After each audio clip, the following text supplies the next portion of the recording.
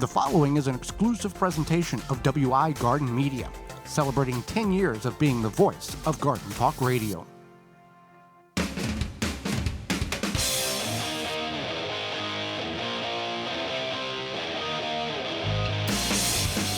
Coming up on the program today, we're going to discuss starting the seeds off right, the mistakes that some people will make, as well as pruning your plants and doing it right.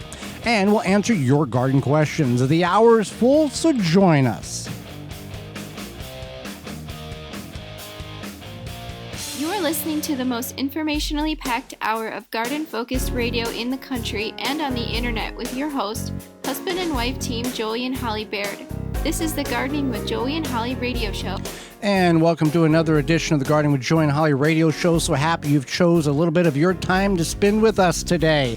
I am your host, Joey Baird. Beside me is my wife, co-host, best friend, and gardening partner, Holly Baird. This program is for you, about you, to help your garden grow better, to maintain your landscape, grow healthier trees, make your grass look greener, as well as preserving what you grow. Happy you're tuning in, whether you're doing such on one of the multitude of AM and FM frequencies broadcasting our program here in 2026, through a radio app, through our parent website, thewisconsinvegetablegardener.com. Underneath the Season 10 tab at the top of the page, in-studio video replay or podcast replay. Thank you for choosing us. You want to be part of the program, participation is welcome, and you have two avenues of communication in which you can connect with us. GardenTalkRadio@gmail.com. That's GardenTalkRadio@gmail.com. Or you can give us a call toll-free, coast to coast, anytime, to 1-800-927-SHOW. That's 1-800-927-7469. Before we get in the program, Holly, it's time for this week's Joke of the Week.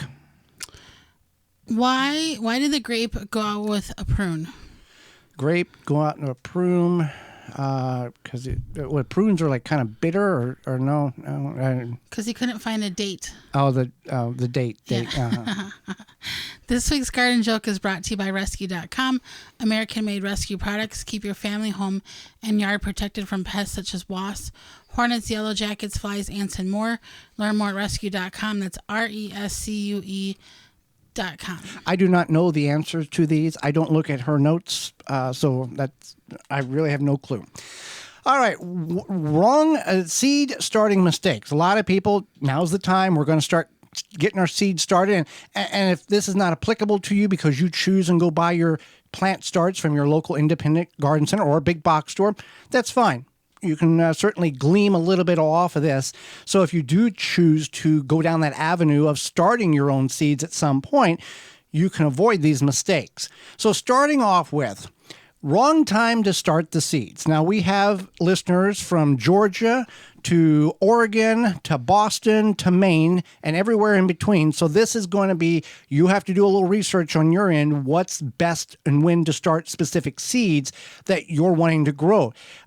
Example, you put in your zip code or when to start pepper seeds and insert your zip code, and it will tell you approximately how many weeks before your last average frost date you should start your pepper seeds. Now, to find your last average frost date, you can do that same last average frost date, insert your zip code, and there is some variations. However, if you need to start your tomato plants 6 to 8 weeks before your last average frost date, that doesn't mean if your last average frost date is the 21st of April, the 21st you can put them in the ground. Typically, you still got several weeks beyond that in order to do that. And if you start them too early, you're going to have a jungle inside. So let's talk about this, because say that your last average frost date and 6 weeks back is today. Okay. And you're like, oh, I'm not even ready to start seeds. I'm not even going to try to start seeds. Should you still start seeds? You can still start seeds. Yeah. Your seedlings in which you will transplant out will be smaller, but there's nothing wrong with if you need 8 weeks by the book, 6 to 8 weeks before your last average frost date to start tomatoes. If you start them 4 weeks, they're just going to be a little smaller. That's okay. Nothing wrong with that. And that's the thing is, I think sometimes people get into this like, oh, I've missed the window. I missed the window, all or nothing, blah, blah, blah. And I mean, obviously, if it's like a week before, then you can just put the seeds outside. But if you're like a week off or 2 weeks off, you're fine. So it's also good to have a plan. You know, you want to plan ahead for these things. You want to think to yourself, okay, I have XYZ, I have this much space.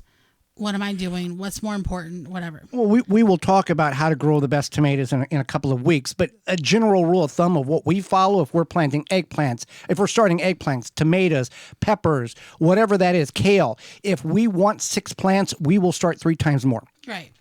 And that's definitely something to keep in mind. And you don't just, maybe if you don't have the space to start 3 times as more, just know that sometimes these seedlings don't do well. There's always occasionally a seed that, for the most part, your seeds will germinate, but there's a chance that they couldn't. Small hands, pets, you're going to drop 1 or 2 or something bad will happen and you'll snap the stem off and moving it in some form or fashion. Right. Yeah. Things happen. And that's okay. I mean, we've been doing this for a long time and we still make mistakes or, I don't want to say accidents happen because it's not like the end of the world if you drop a seedling, but things do happen, or like Joy had mentioned, little ones or pets, or you forget to water them, or who knows. So keep that in mind. So let's also talk about what you're planting these seeds in, starting these seeds in. You don't need to use like your best soil that you have, but you do want to use something that's going to be a good support for those seeds. The local store brand is applicable. That will work fine. We have a local independent garden center where we buy a 2 cubic foot bag of potting soil, plant starting mix. The terms can be interchanged in some instances, and it has a water retention mechanism in it, which allows moisture to be held in it better than just the regular potting soil seed starting mix. If you want to go name brand, that's fine. You're going to pay 2-3 times more for a very small bag. We've grown it strictly in straight compost. We've mentioned that on the program where there's been years where we have a composter, a tower composter on the porch where we've gone out and chiseled out compost in a 5-gallon bucket, brought it in the tub, let it thaw out, planted right in that, and 2 days later, and it worked fine. Yeah. So there's a lot of places that you can get compost or seed starting mix or what have you. If you see it cheap, keep moving. Yeah. So that's the thing, is you want to make sure you are growing in quality. Tell the story, because they have not heard this story. Yeah. I don't know. Over a decade ago, I was at the local drugstore and they had this potting soil mix. Was it potting soil? Yeah, it was a potting soil mix, yeah. Yeah, and it 1 was cubic foot bags. for $1. And there's a coupon. There's a coupon for the $1. I think they were like $2 normally or whatever. And so I called Joey and I was like, should I get these? And he was like, yeah, how many can you get? And I think it was like 8 or 10 or something. We would have been better off getting sand from the beach. It looked. I think it looked like it was hydrophobic. But I when don't you know open, what. you know how when you open your vacuum bag and it's full of that dust, that poof. That poof. That's what this was.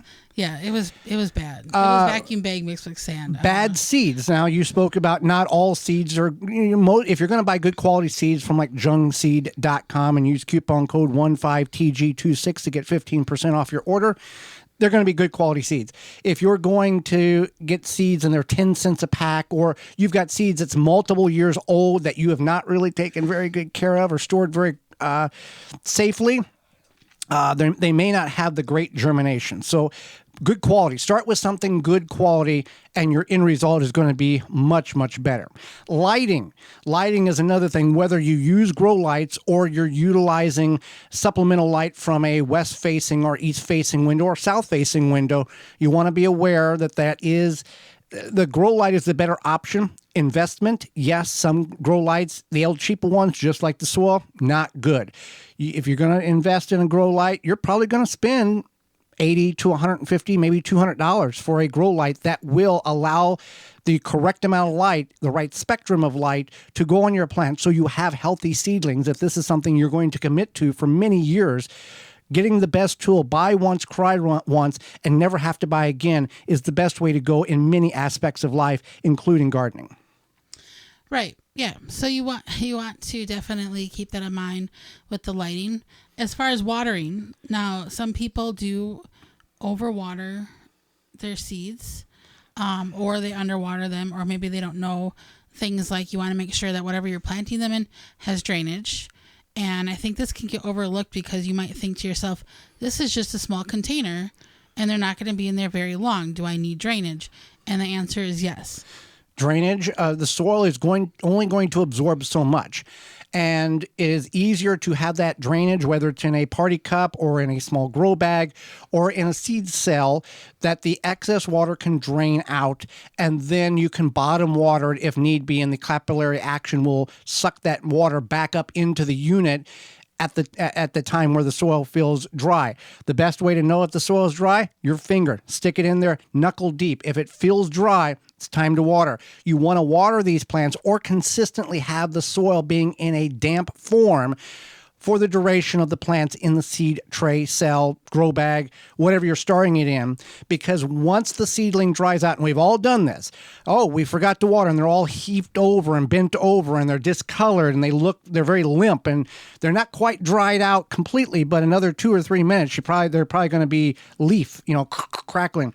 It damages the cell walls of these plants. Yes, they will recover. You put water into them, and a couple hours later they're back. But it's not good. It's not good. It's like when you get dehydrated. It takes a while for you to recover, and sometimes it takes more than a couple hours for you to kind of get your wits back.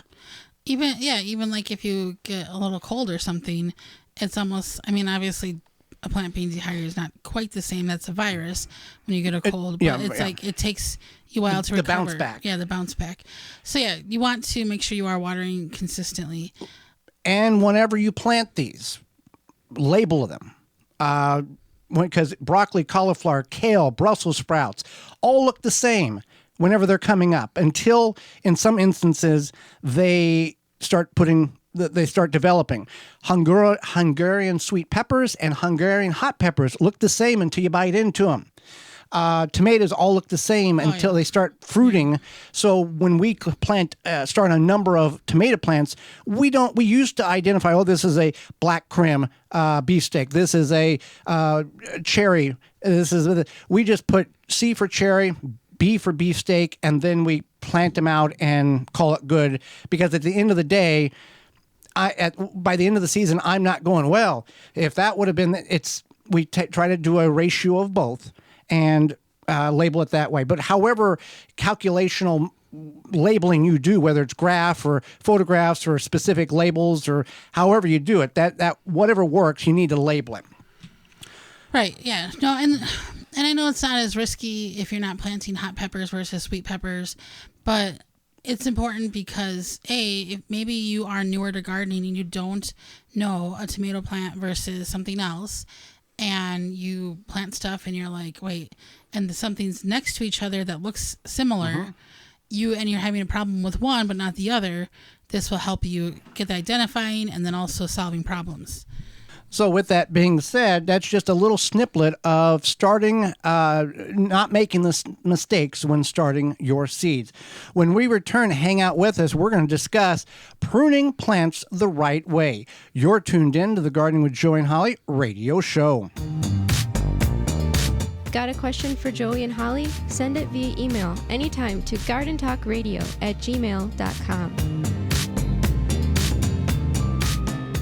Azure Standard is America's premier family-owned online store for organic foods and healthy products for your home and garden. They deliver directly to families and businesses through more than 3,500 drop points across all 50 states, making it easy to get everything you need in one simple pickup. As a natural health food distributor, Azure brings bulk and specialty items to communities nationwide. They offer more than 12,000 products that meet their clean ingredient standards, high quality, non-GMO, organic, and naturally sourced. You'll find everything from groceries, health and beauty items, and household essentials to nutritional supplements, animal care, hobby supplies, and even gardening products. Simply put, Azure Standard has something for just about every part of daily living. Visit azurestandard.com and use promo code JoeyandHolly15 at checkout to get 15% off your first order of $100 or more when you open a new account and ship to the drop location of your choice. Visit azurestandard.com. That's AZURE standard.com. We are rediscovering the power of common milkweed, named after the Greek god of healing Asclepius. Milkweed was used for many discomforts throughout history. Not surprisingly, the ancient wisdom holds true. Milkweed balm helps relieve pain and restore mobility naturally. Pure plant-based relief for aching joints, nerves, and muscles. Experience the healing power of nature. Try milkweed balm today. Use code GARDENING for 20% off your order at milkweedbalm.com. MyRootmaker.com has the tools to start your plants off right and keep them growing through harvest. From their seed starting trays with an innovative design that air prunes the roots to their large variety of grow bags, 1 to 60 gallons.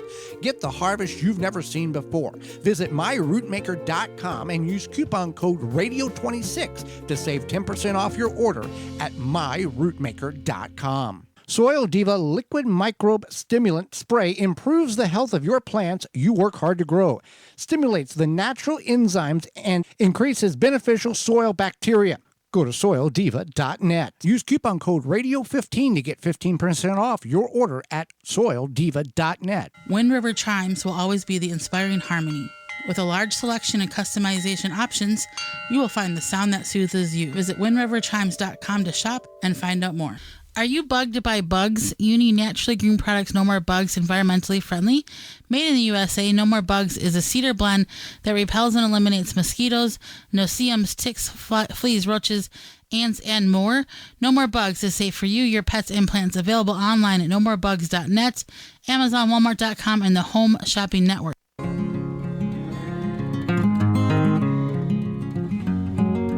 Welcome back to the Gardening with Joy and Holly radio show. Happy you've chose to spend a little time with us today.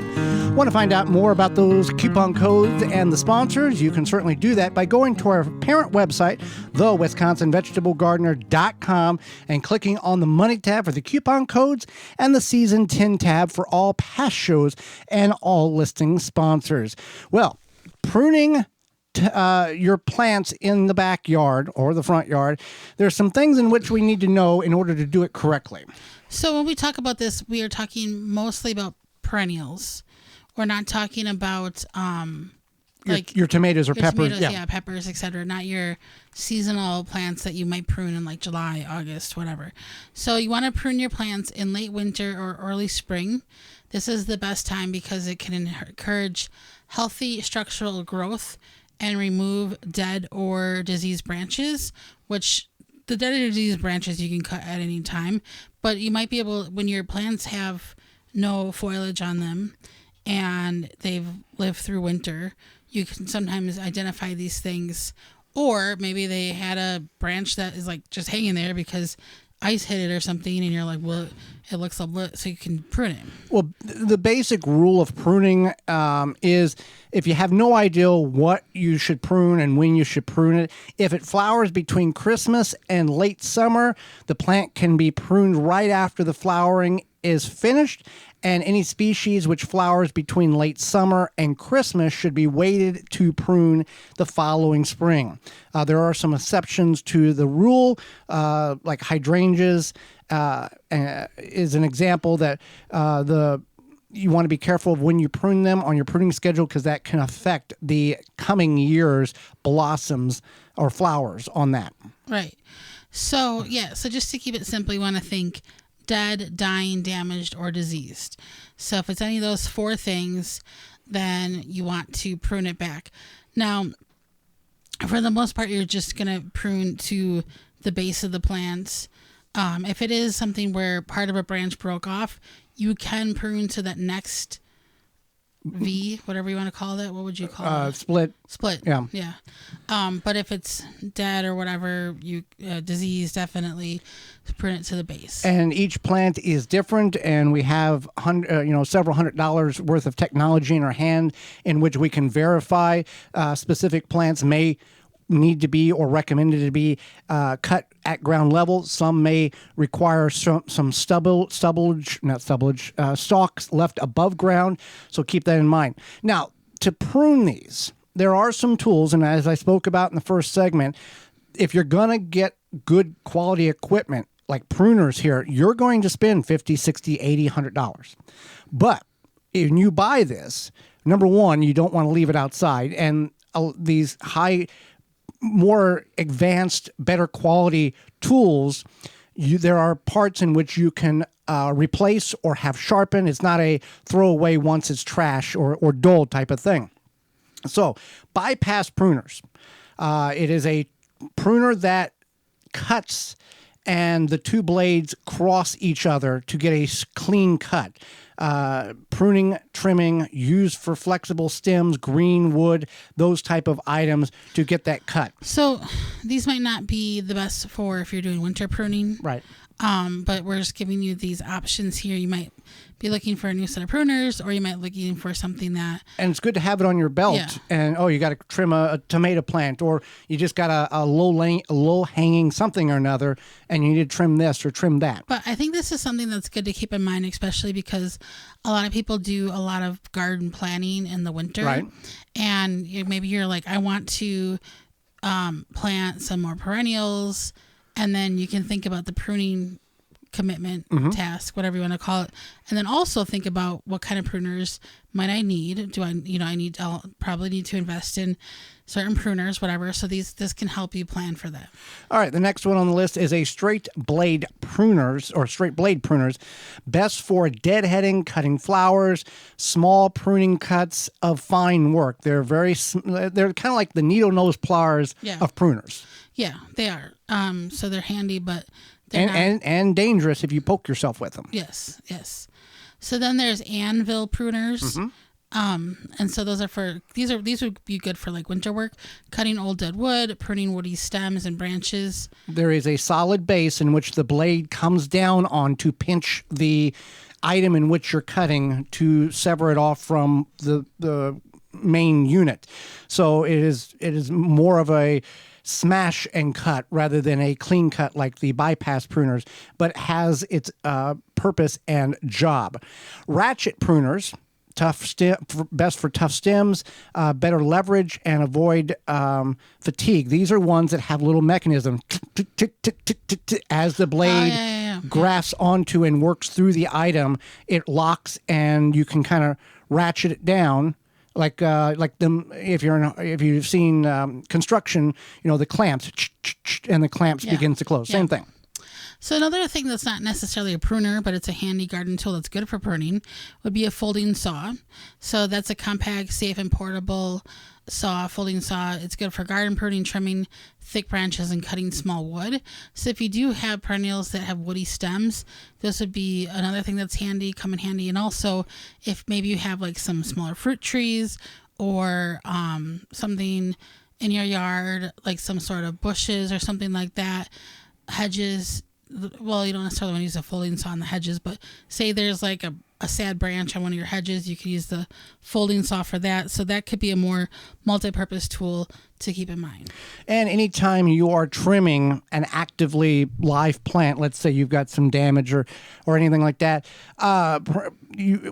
pruning plants in late winter and early spring is, like you said, encouraged for structural growth and removal of the dead and discarded branches, which can be cut away using that sharp pruner for the bypass pruner is best.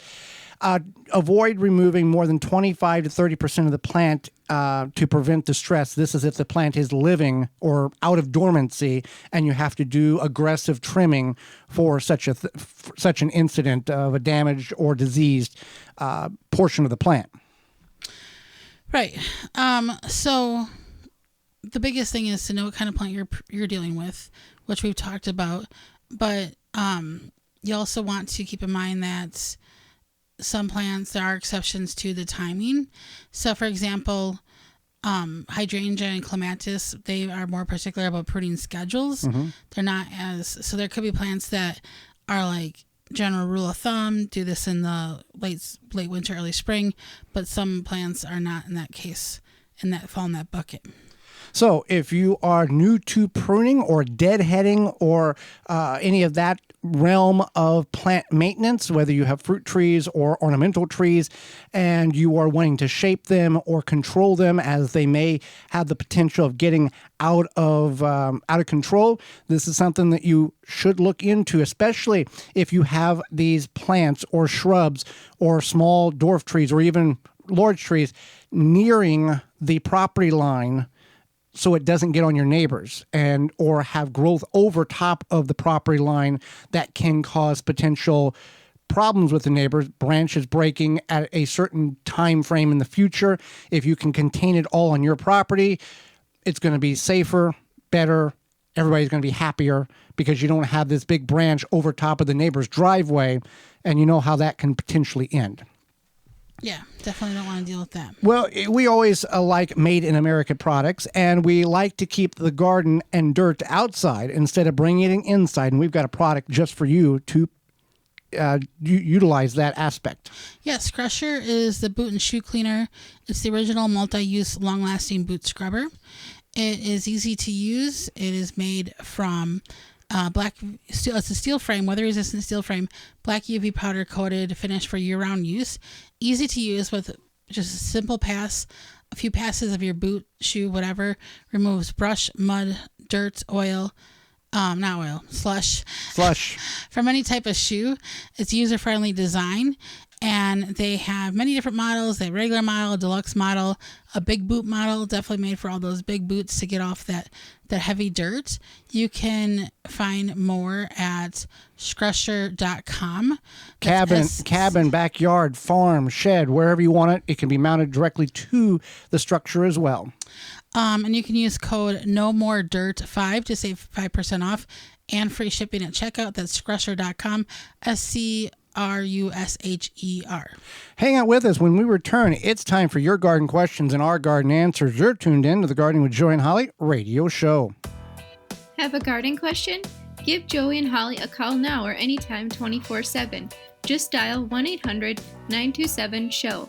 If you can't get through, leave a message and they will call you back. Call now 1-800-927-SHOW.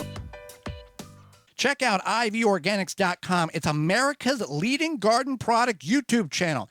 IV Organic products are innovative, organic, effective, and proudly USA made to help you achieve your best growing season. Use coupon code RADIO10 at checkout and save 10% on your entire order at ivorganics.com. That coupon code again is RADIO10 to save 10% on your order at ivorganics.com. Visit JankoGreenhouse.com to improve your garden today. Janko builds the strongest greenhouses on the market, large and small, guaranteed to meet or exceed your building codes, offering a lifetime warranty since 1948. Visit JankoGreenhouse.com. Mantis garden tiller cultivators are the perfect solution for any garden.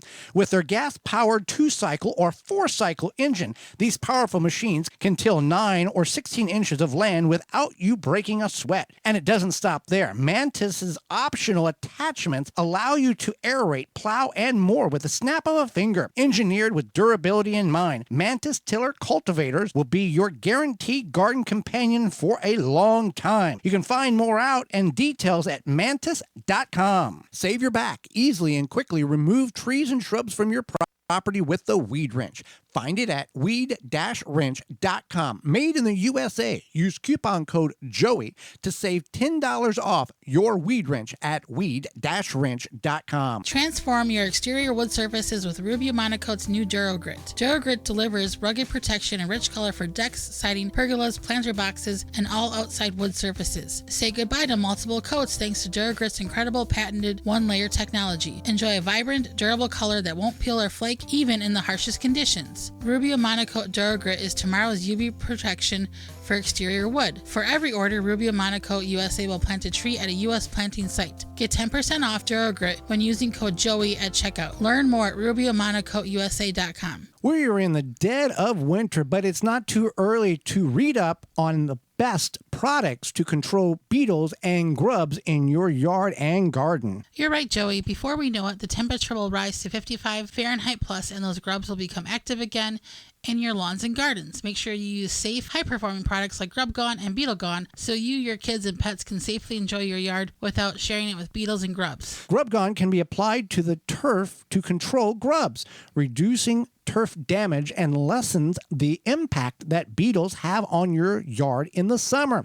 Easy to use. Apply with any commercial spreader and irrigate into the soil. Biological that specifically targets grubs without harming soil beneficials like earthworms. And use Beetle Gone in your garden soil to control grubs, or later in the summer to control beetle invaders without harming bees, ladybugs, insects, butterflies, etc. These are the only non-chemical products that work. Find out more at BeetleGone.com.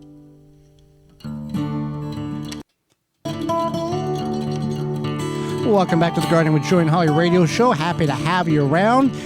Find out more information about those companies and the coupon code availability, our parent website, thewisconsinvegetablegardener.com. Before we get into time for your garden questions and our garden answers, we got to talk a little bit about keeping your hands and the products in which you're using clean, and scrubbysoap.com has that product for us. Well, Scrubby is a natural soap with a scrubber inside that fills the entire size of the bar. So rather than using harsh synthetic cleaning agents, they use citrus oils. It's the combination Do of it naturally. Yeah, the combination of the citrus oil and the scrubber creates the ultimate soap for removing dirt, grease, oil, and paint, not just for your hands. You can use it on artist paintbrushes as well. It's for everybody, whether you're an artist, painter, gardener, mechanic. Easily remove that paint, grease, oil, and grime. Naturally built-in naturally powered soap with the citrus oils to fight residues. You can get 10% off your order by using the code SOAP at checkout at scrubbysoap.com. Time for your garden questions, our garden answers. Send them on over to gardentalkradio@gmail.com. That's gardentalkradio@gmail.com, or you can call us anytime, toll free, coast to coast at 1-800-927-SHOW. That's 1-800-927-7469. Sorry, so do you have any advice on how far you should put plants from, so like edible stuff like veggie garden plants, from away from a septic mound when planting in the ground? All right, first of all, let's talk about what a septic mound is, because some places in the urban setting doesn't have this available. This is more kind of like a rural or suburban area, or all right, a septic field, so-called a drain field or a leach field, is an area in which the septic system can disperse its contents once the tank gets so full. This is not a weird thing. This is not against the law. This is a real thing in which the waste of the house goes in, and then stuff happens and it breaks down, and then it flushes once it gets to a certain level out under the ground. That pipes with holes in it are installed in order to allow that liquid to leach back into the earth to do what it needs to do. Right. So, yeah, that's exactly what it is. So, for edible gardens near a septic mound, drain field, it's best to maintain a minimum of a 10 to 20-foot buffer from the field's edge, with 50 feet being safer to prevent bacterial contamination of root vegetables from completely treating effluent and to avoid the roots damaging the system. So, shallow-rooted plants like grass or non-edible flowers, you can put them by the mound, but veggies, trees, you want to keep further away. These pipes that go out from the septic tank can range from 12 to 36 inches, 1 to 3 feet below the ground level. So based on the frost and all this other stuff, frost line in your area, it can be deeper, but still the contaminants, just because it's come out and it's in the ground, doesn't mean that an edible plant that would pick that up would be deemed safe to consume. Right. All right. All right. So the next question is, can you suggest a low-acid tomato? So low-acid tomatoes aren't truly acid-free, but they have a higher sugar content, masking the acidity, which includes popular types such as, like, yellow-orange varieties are well known for this. So Sun Gold, Lemon Boy, Kellogg's Breakfast, plus some reds like Jetstar and San Marzano.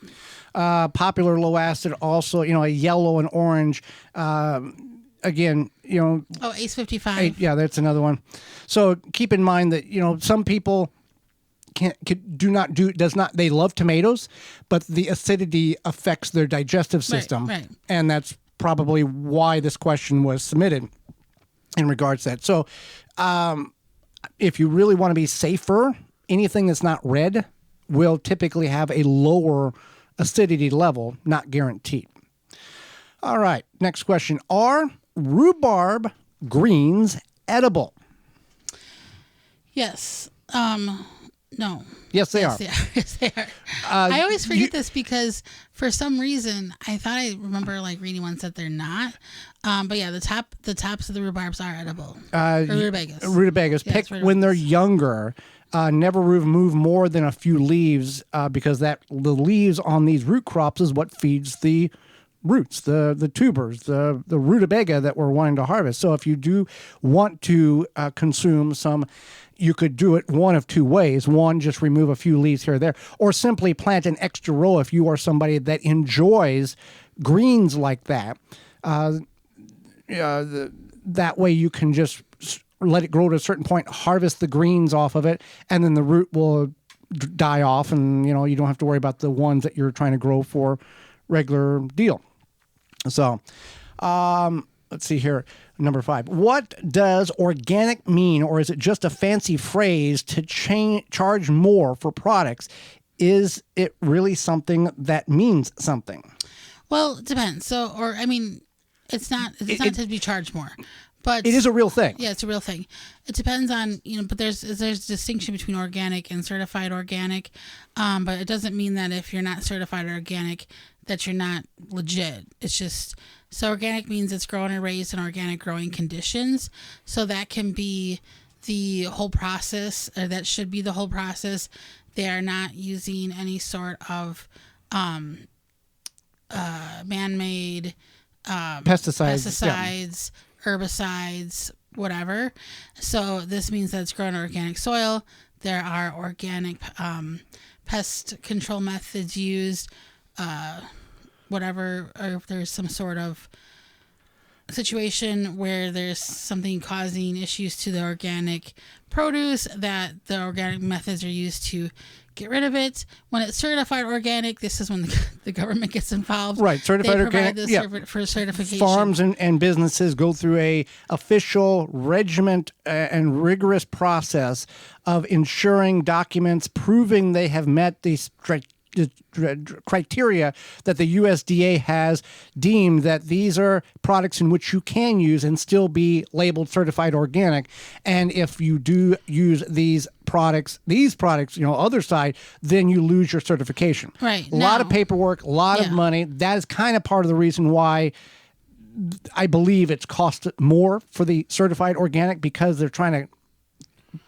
Right. So let's keep this in mind that some of these companies, or even like your local farmer, might not want to go through all of this because it's going to take away from maybe them growing food. Yes, they could get certified, but they have to spend X percentage of their overall amount, which would eliminate, picking a number, a whole field of carrots, because that cost now has to go into the certification process. And this is why, and I think, was it last week we were talking about a couple of weeks ago about farmers markets. This is why it's important to talk to the farmers. You can find out, you can ask them, like, how do you control pests? What do you use? How do you do this? Blah, blah, blah. And they will tell you. So, and if they don't tell you, walk away. Yeah, walk away. Yeah. If they get weird about it, like, that's a red flag. That's like if you're on a first date and somebody gets weird about a question you ask them. And I mean, like a common ordinary. Yeah. What do you do for work? Why are you asking me that? Yeah. Like, doesn't matter to you. So anyway, talk to the farmers. Just know that if somebody's saying they are growing organically and they don't have the certified whatever, there's probably a reason for that. And a lot of times it comes down to all of the extra paperwork. All right, hang out with us. We will return with more of your garden questions and our garden answers. You are tuned in to the Gardening with Joey and Holly radio show.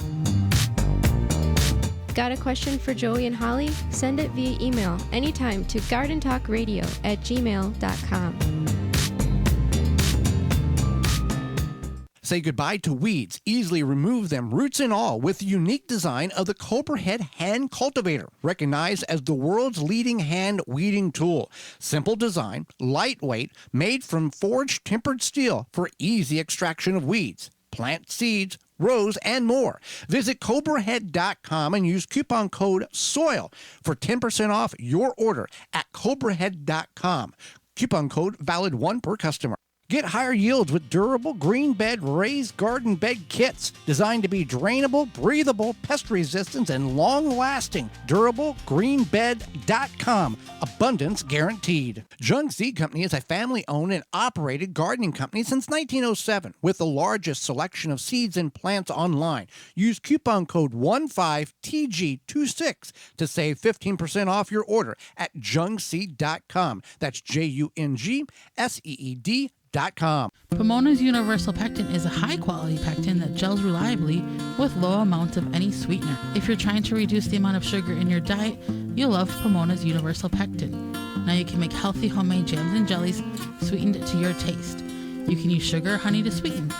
Pomona's universal pectin keeps indefinitely when stored in an airtight container. Easy to use, versatile, and comes with directions and recipes in every box.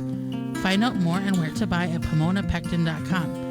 Also available at natural food stores and online. Get in your garden with Diggs. From gardening gloves to accessories, storage, organization, and more, Diggs products combines form and function with a splash of fashion and are ideal for women who possess a passion for plants and enjoy harnessing the beauty of nature. Steeped in color and pattern, Diggs gloves are inspired by nature and are designed to protect your most valuable assets, your hands. Get your Diggs on at DiggsGardening.com, the Home Depot, Amazon, and search for it by name, DIGZ, DiggsGardening.com. Hello, gardeners! It's Ann from Neptune's Harvest Organic Fertilizers in Gloucester, Mass. If you're planting flowers, vegetables, shrubs, or just trying to keep your lawn healthy and green, then you should know about Neptune's Harvest. Neptune's Harvest fertilizers come from the mineral-rich North Atlantic Ocean, which contains all the nutrients plants and soil need.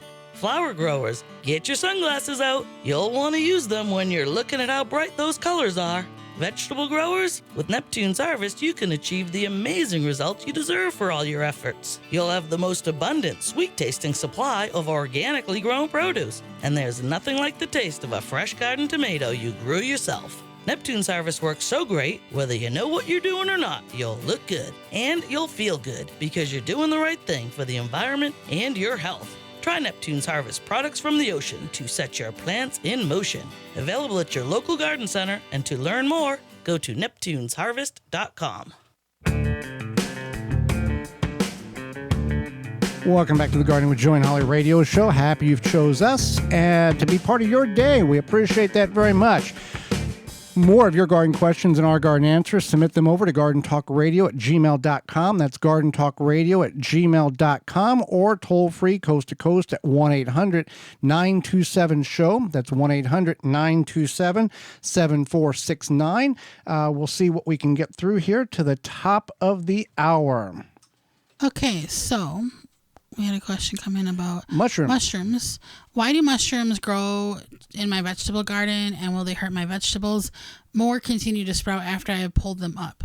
So they're not going to hurt your vegetables. This is a good problem. This is a good problem. So when growing organically, you have to think about different than conventional gardening. So things like mushrooms are naturally occurring in soils as they are, but they can be more prevalent in organic soils. Also, if you have decaying matter, which is good, you want decaying matter in your soil, right? Or when the soil is exceptionally damp, either through overwatering or poor drainage, it's more likely that you are going to get these mushrooms. So depending on if you're growing in the ground, a raised bed, or maybe a container, or even like a straw bale method, in a straw bale method, you want those mushrooms. Right, that's part of the process of the conditioning. That's a sign.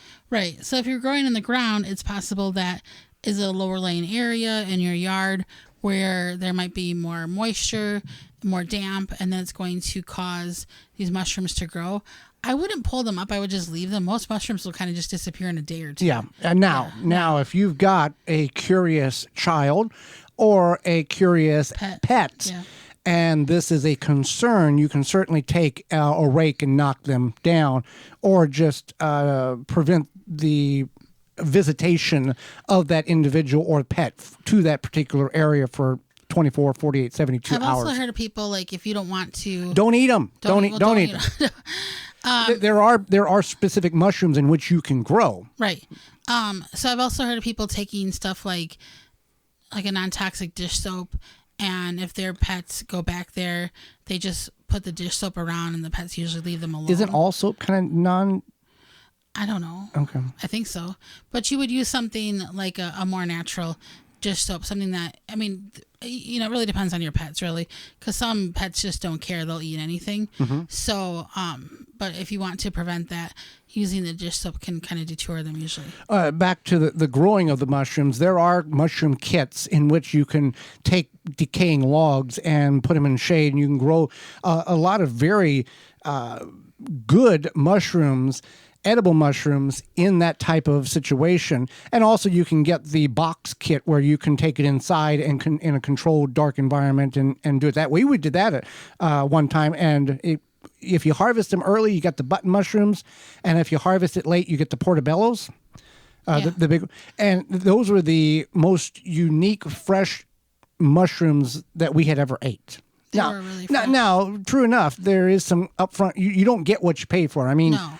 you you don't get that many mushrooms off of it. It is a fun activity for adults and children to see how this happens and there's steps in which you can go through. But it's kind of have the same. It has the same consistency or relevancy of buying a carrot from the grocery store versus pulling the carrot out of the ground, wiping it off, and eating it. Totally different world. Totally different world. All right. So next question here is, how long does it take for a tree wood chip to decompose if you're running through the tree through a normal wood chipper? Okay. Typically, the wood chips alone in a pile as mulch, like if you put them on a pathway between your raised beds or your permanent grow paths or your permanent grow areas and your distinct walk paths, 2 to 4 years it'll take to break down. That's a couple of inches, 3-4 inches. Adding, if you're going to mix them in with a compost system, adding green matter like green grass clippings or manure helps speed up the process, and it can take as little as 3 to 6 months. But also that the main factor on the speed of decomposition is the size in which the chip is processed. The smaller the chip, the quicker it's going to break down. The larger the chip, it can take much, much longer in order to do this. Now, other things that you want to consider whenever you're getting mulch, whether free or you have, you see the wood chipping people in the neighborhood.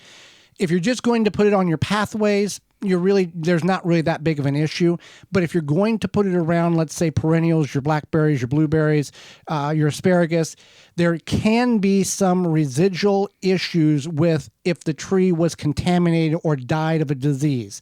There is some studies that have shown that, but be aware that not all wood chips are created equal. If it was a healthy tree that they had to take down because it was impeding power lines or potentially falling on a residence or a structure, then that tree would be perfectly fine to utilize. It would be green chips. You don't want to work that in to your soil because as it breaks down in the raised bed or ground garden, the breakdown process robs a certain amount of nitrogen from the soil, which can cause your plants to suffer for a time while that decomposition is occurring as a mulch. More there than was offered, but that's what we do. Right. Okay, so next question is growing potatoes hard or is it easy work? I think it's easy for the most part. It can be yes and no for both. Yeah. If you've never grown potatoes before, we talked about this a couple of weeks ago, but we'll kind of give you a synopsis? Is that what it is? The quick version. You want to get a seed potato from a certified seed potato grower.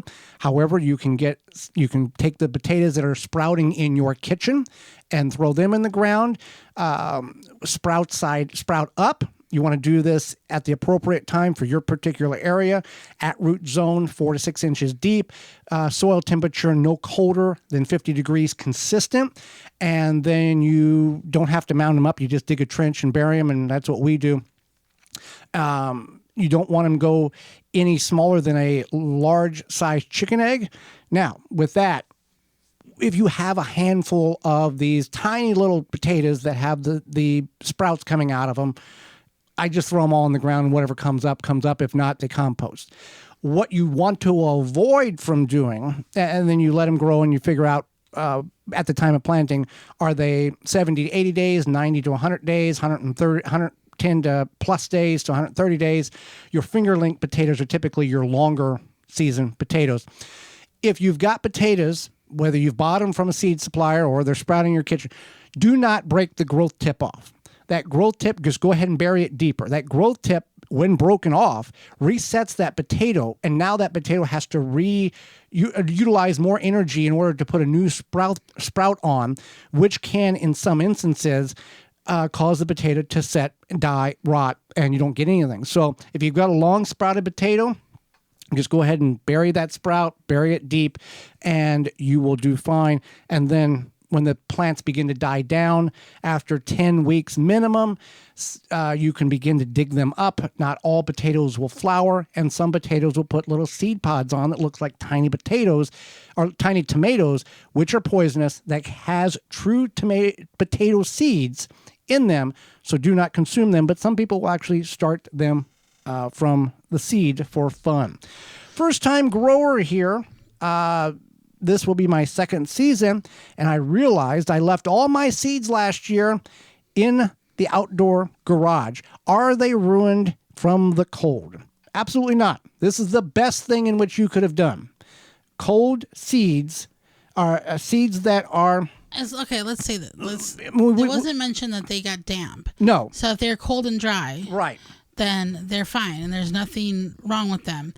That's just like putting them in the crisper of the fridge, or leaving like a pole bean plant hang on the trellis over winter. You just pop the pods out and replant it. You're good to go. Right. So, yeah, they'll be fine. They survive. They'll sprout. If they did get damp, they could be ruined, and you would want to test them. But if they were just in the cold garage, in a Tupperware tub or whatever, they should be perfectly fine. You had a happy accident, which really was an accident, which is really what we all should be doing. Many times we recommend putting them in a cold, dark place. That's either a basement or under a bed or in the crisper of the fridge, to keep that moisture away from. I guess a basement, based on your conditions, may not be a dry place. It would be a cool place, but not necessarily a dry place based on the environment in which there is. All right. Would it be smart or not to add wood ash to the garden? I was cleaning out the fireplace and thought, should I put this in the garden? Yeah. And then they go on to say, I'm so excited for gardening season to arrive again in a few months. So wood ash can create, or does contain nutrients that can be beneficial for plant growth. So the largest nutrient in there is calcium, and it comprises about 20% of the wood ash is the calcium.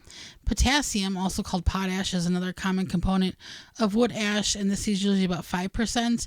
And then you have things like magnesium, phosphorus, and sulfur in the wood ash as well. So wood ash does also contain iron, aluminum, manganese, zinc, boron, and other nutrients needed by plants. So you can add that to your garden. Now, keep this in mind, wood ash can help in neutralizing soil acidity. So when wood is burned, what happens is high amounts of carbonates are produced. The carbonates react with the neutralized acid in the soil, causing the soil pH to increase. So keep that in mind. Maybe you don't add a lot. You kind of start a little bit at a time. Well, the recommendation is probably about 15 to 20 pounds or a 5-gallon bucket or pail per 1,000 square feet. That kind of is a good realm. And I know if you get a little bit more, a little less, it's okay. Things you do not want to put in your garden is if you've burnt like pressure treated lumber or OSB board that's got the glue in it, or plywood. That ash is not good for the garden. This is actual full chunks of pine or ash or maple or whatever it is. Any man-made components or compressed wood is not good for your garden. Well, we are out of time, and we thank you for yours. Missed any portion of the program and want to revisit it, you can go to our parent website, thewisconsinvegetablegardener.com, underneath the Season 10 tab for all past shows in podcast form. Tune in the program next week, where we will be discussing 5 steps to get healthier soil and keeping it all forever, as well as plant support options. And we'll answer more of your garden questions. So until next week, for Holly Baird, I'm Joey Baird, and we will see you in the garden.